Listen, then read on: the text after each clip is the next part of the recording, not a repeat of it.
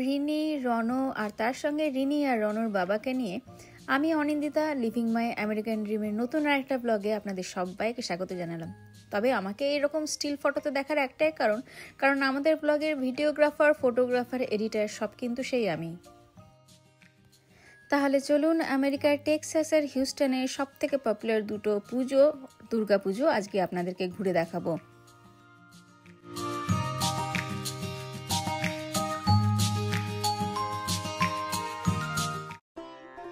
Houston শহরের সবথেকে popular পুজোগুলোর মধ্যে প্রথমে যার নাম আসে সেটা হচ্ছে হিউস্টন দুর্গাবাড়ির পুজো। 25 বছরের পূর্তি, মানে বুঝতেই পারছেন মন্দিরটা কিন্তু প্রায় 25 বছরের পুরনো।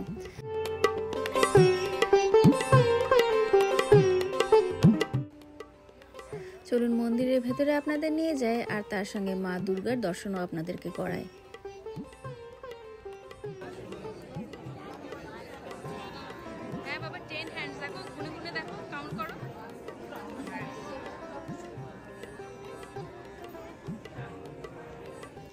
দেশে এখন দুর্গাপুজো সমাপ্তি হলেও আমাদের এখানে দুর্গাপুজো কিন্তু একটু দেরি করেই হচ্ছে।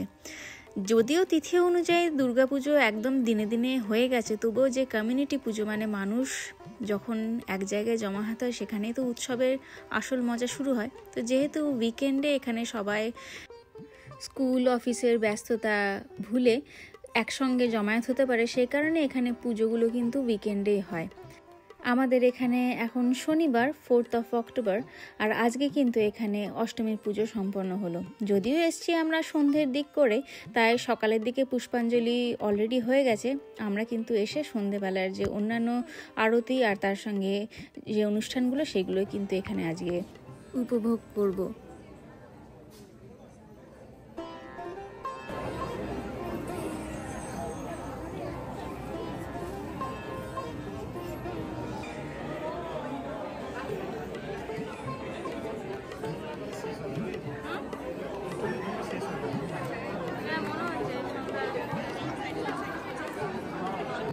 পঁচিশ বছর কিন্তু খুব একটা কম নয়, তাই এই 25 বছরের ইতিহাসে যে প্রচুর কিছু এই হিউস্টন দুর্গাবাড়ির পাতায় যোগ হয়েছে সেটা কিন্তু বলাই যায়।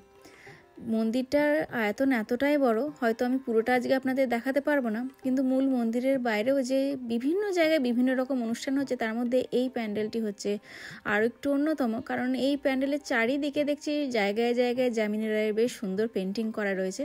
আর চলুন আপনাদেরকে আরও একটা বিশেষ আকর্ষণ দেখায়, সেটা হচ্ছে মন্দিরের সামনের রাস্তা জুড়ে একদম এই সুন্দর আলপনা। শিল্পীর তুলির টানের কিন্তু কদর করতেই হয়। আর এই আলপনাটাই কিন্তু হচ্ছে আমাদের মতন সাধারণ মানুষের কাছে বলতে পারেন ফটো তোলার জন্য একটা খুব সুন্দর ব্যাকগ্রাউন্ড। প্রত্যেকেই এই মন্দিরের সামনেটায় এসে এই জায়গাটাতে কিন্তু আটকে যাচ্ছি আমরা।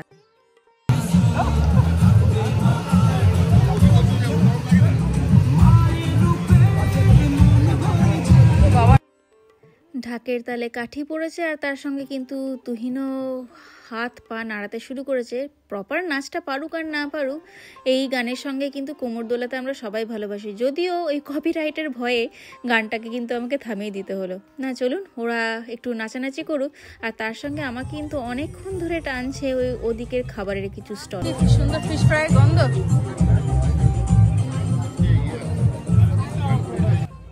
বাঙালির নাক কিন্তু সাংঘাতিক। দেখুন কত দূর থেকে আমি ফিশ ফ্রাইয়ের গন্ধ পেয়েছিলাম, আর ঠিক তাই এখানে কিন্তু একদিকে যেমন ফিশ ফ্রাই বিক্রি হচ্ছে, অন্যদিকে তেমনি কিন্তু বসেছে ফুচকার স্টল। মানে ফুচকা, চাট সমস্ত কিছু পাওয়া যাচ্ছে। তবে আজকে আর ফুচকা খাবো না, এই ফিশ ফ্রাইটা কিন্তু একদম সেই কলকাতার রেস্টুরেন্টের স্টাইলে ফিশ ফ্রাই এরা করে, একদম প্রপার মনে হয় ভেটকি মাছও থাকে, কারণ খেতেও অন্তত সেটাই মনে হয়। তো তুহিনকে পাঠালাম এখন ওই ফিশ ফ্রাই কিনতে, খেয়ে দেখি কীরকম হয়েছে আর আপনাদের সঙ্গেও শেয়ার করব কেমন টেস্টটা পেলাম আমরা এখানে। Smells good and it taste also good. Okay খেয়ে দেখ, ঝাল নয় তো? ভালো। হ্যাঁ। ও দ্যাট আই গট হিয়ার। কেমন খেতে? টেস্টি না? এটা হচ্ছে কলকাতা স্টাইল ফিশ ফ্রাই। হ্যাঁ, ভেটকি মাছ, বাট ভালো তো।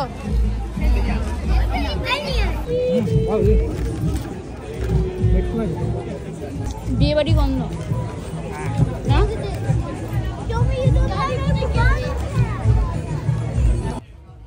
ফিশ ফ্রাইটা যদিও দাম দিয়ে কিনে খেতে হলো আর তার সঙ্গে ফুচকাটাও টাকা লাগছে, কিন্তু জানেন তো এই ফিশ ফ্রাই আর ফুচকার সঙ্গে কমপ্লিমেন্টারি ছিল চাটা, মানে একদম যাকে বলে প্রপার দুধ চা। ফিশ ফ্রাইয়ের সঙ্গে চা কিন্তু একদম জমে গেল। আর বাইরে যতক্ষণ আমরা খেতে ব্যস্ত ছিলাম সেই সময় কিন্তু অডিটোরিয়ামে চলছিল সাংস্কৃতিক অনুষ্ঠান।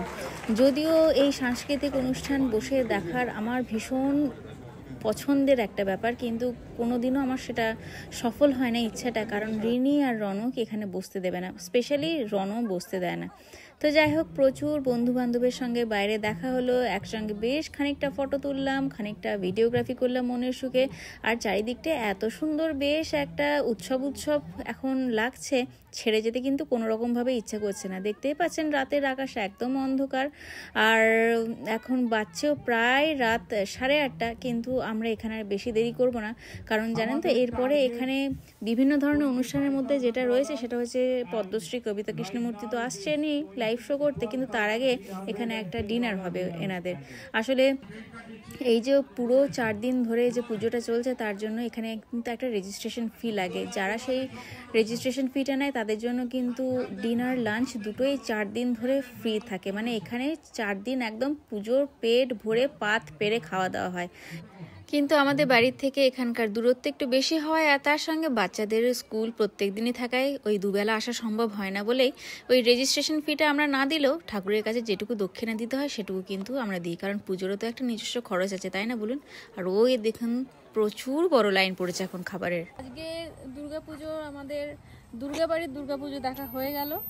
আজকে অষ্টমীর পুজো হলো, কালকে নবমী দশমীর পুজো হবে এখানে। তবে কালকে আমরা দুর্গাবাড়িতে যাব না, আমরা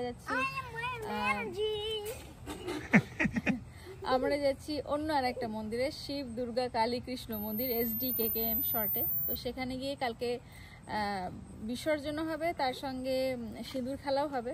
দেখা যাক, আমি সিঁদুর হয়তো খেলবো না, তবুও যাব, থাকতে ভালো লাগে ওখানে। আর আমাদের রিনি আজকে একদম দেখে মনে হচ্ছে যেন কি বলবো, এইটুকুনি রিনি আমাকে আস্তে আস্তে ছাড়িয়ে যাচ্ছে। আর রিনির আজকে হেয়ার স্টাইলটা একটু দেখি তো সবাইকে, দেখি তো। রিনি আজকে প্রথমবারের জন্য খোপা বেঁধেছে। আর এটাও বলে দিই, খোপাটা কিন্তু রিনি নিজে করেছে, মানে ওর মাসি ওকে অনেক দিন আগে, যখন গত বছর ইন্ডিয়ায় গেছিলাম সেখানে মাসি শিখিয়েছিল যে রিনি এমনি করে বাঁধতে হয়। তো আমি তো পুরোপুরি ভুলে গেছিলাম। আজকে কিন্তু ও পুরোটা মানে নিজে করেছে।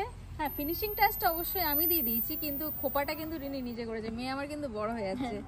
আর গেলাম আজকে, যদিও ইচ্ছা ছিল 9:30 থেকে কবিতা কৃষ্ণমূর্তির প্রোগ্রাম শুরু হওয়ার কথা ছিল, যেহেতু এবার দুর্গাবাড়ির 25 বছর পূর্তি চলছে। তো গতকালও নন্দী সিস্টার্স এসে গান গেয়ে গেছে, প্রোগ্রাম করে গেছে, আর আজকে কবিতা কৃষ্ণমূর্তি আসছে। কালকে আবার মনে হয় আরও একটা ব্যান্ড কারো আসার কথা আছে, কিন্তু মানে যতদিন না রণ বড় হচ্ছে, যতদিন না ও হিন্দি গান প্রপার বুঝতে শিখছে, ততদিন মনে হয় না আমার জন্য লাইভ শো কারো দেখা পসিবল হবে।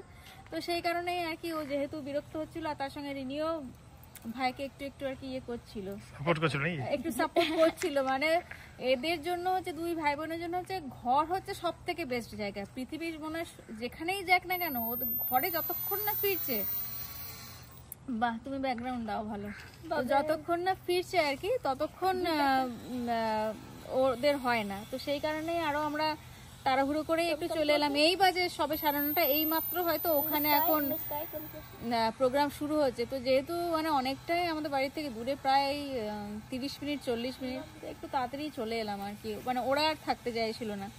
তো যাই হোক, যেটা বলছিলাম, ব্লগটা এখানে শেষ করছি না। কালকে অবশ্যই সিঁদুর খেলা যেখানে যাব, যে মন্দিরে যাব, সেই মন্দিরেরও দুর্গা প্রতিমা আপনাদেরকে দেখাবো।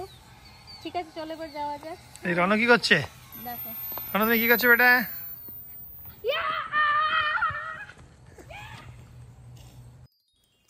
ওই দেখুন পূর্ণিমার চাঁদ কিন্তু প্রায় গোল হতে চললো। এই সোমবারেই যে লক্ষ্মী পুজো, যদিও আমি মেতে আছি এখন এই দুর্গা পুজো, লক্ষ্মী পুজো, কালী পুজো নিয়ে, কিন্তু আমার ছেলে মেয়ে কিন্তু এখন ব্যস্ত হ্যালোউইনের ভূত প্রেতগুলোকে স্বাগত জানানোর জন্য। তাই দেখুন বাড়ির লাইট এখন ওই হ্যালোউইনের থিমে চেঞ্জ হচ্ছে।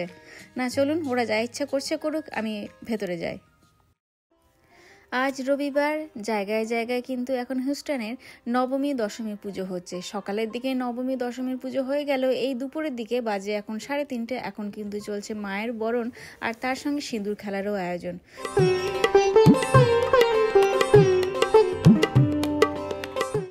আর আপনাদের ব্লগের শুরুতেই যেমন বলেছিলাম যে হিউস্টনের দুটো পপুলার পুজো দেখাবো, তো আজকে এসেছি সেই দ্বিতীয় পুজো, যার মন্দিরের নাম হচ্ছে SDKKM শিব দুর্গা কালী কৃষ্ণ মন্দির।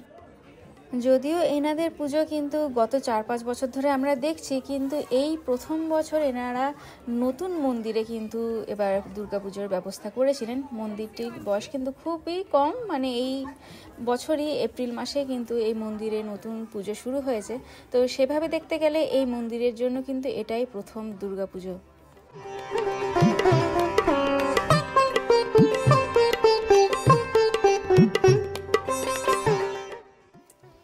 একে একে সবাই কিন্তু এখানে মায়ের শেষবারের মতন বোধন করছে, ঠাকুরমশাই সবাইকে সাহায্য করছেন। আর এই ফাঁকে কিন্তু আমিও একটু সিঁদুর খেলা খেলে নিলাম। যদিও কিন্তু যারা আমাদের ব্লগ নিয়মিত দেখেন তারা জানেনই যে এই বছরটা কিন্তু সিঁদুর মায়ের পায়ে দেওয়া বা মায়ের কপালে দেওয়া কিন্তু উচিত নয়, সেটা কিন্তু আমি করিওনি। তবে হ্যাঁ, বাকি যারা সেখানে ছিলেন তাদের সঙ্গে কিন্তু আমি বেশ সুন্দর একবার সিঁদুর খেলে নিলাম, কারণ এই সুযোগটা বছরে একবারই পাওয়া যায়। সে সারা বছর সিঁদুর পরি আর নাই পরি না কেন, কিন্তু এই দিনটা সব মেয়েই চায় নিজের সিঁথি একটু সিঁদুরে রাঙিয়ে তুলতে।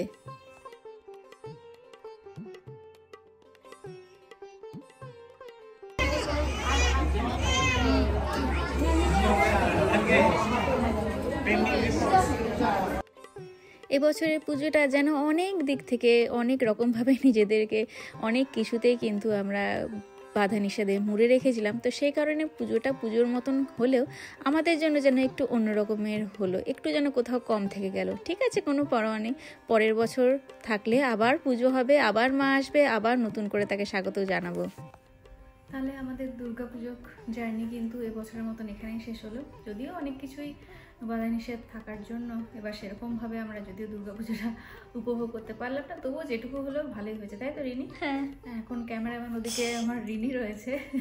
তো যাই হোক, ব্লগটাকে শেষ করার জন্যই আর কি এভাবে ক্যামেরার সামনে আরও আসা। তো যেরকম দেখলেন যে দুটো দিন, মানে গতকাল আর আজকে, এই সবেই ফিরলাম এখনই। 2 দিন শুধুমাত্র আমরা এবার দুর্গাপুজোয় গেলাম, উপভোগ করলাম নিজেদের মতন করে, খুব একটা বেশি হয়তো কিছু হয়নি। তো যাই হোক, এই হচ্ছে আমাদের হিউস্টনের এবার তাহলে পুজো। কেমন লাগলো আমাদের হিউস্টনের পুজো সেটা কিন্তু অবশ্যই তাহলে কেমন করে জানাবেন। আর যদি ভালো লেগে থাকে ব্লগটাকে অন্যদের সঙ্গে শেয়ার করে নেবেন। হ্যাঁ, কালকে কিন্তু লক্ষ্মী পুজো, কোজাগরী লক্ষ্মী পুজো, জানি আপনারা হয়তো অনেকেই বাড়িতে করবেন। তো এবার লক্ষ্মী পুজো আমি করতে পারবো না, তবে হ্যাঁ, যে নিত্য পুজো বাড়ির করি সেটাই করব। আর তার সঙ্গে দেখি যদি কিছু বিশেষ প্রসাদ বানাতে পারি ঠাকুরের জন্য। তাহলে সবাইকে বিজয়ার শুভেচ্ছা জানিয়ে, অভিনন্দন জানিয়ে আজকের মতন ব্লগটা এখানেই শেষ করলাম। বড়রা অবশ্যই প্রণাম নেবেন, আর ছোটদের জন্য অনেক ভালোবাসা, আর আমার বন্ধুদের জন্য আরও অনেকটা গল্প নিয়ে আবার নতুন করে লিভিং মাই আমেরিকান ড্রিমের একটা নতুন ব্লগে ফিরবো। ততক্ষণের জন্য সবাই ভালো থাকবেন, সুস্থ থাকবেন।